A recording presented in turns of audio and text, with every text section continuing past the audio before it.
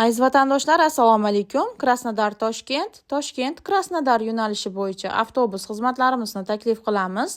Krasnodar, Rostov-na-Don, Saratov shaharlarida ishlab yurgan hamyurtlarimiz hamda Tojikiston fuqarolari uchun qulay va ishonchli bo'lgan avtobus xizmatlarimizni taklif qilamiz.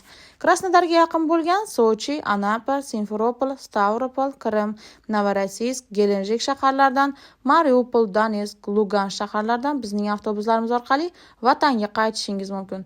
Dokumentida muammosi bor vatandoshlarimizni ham muammosiz olib ketamiz. Sizlar ham bemalol qo'ng'iroq qilinglar.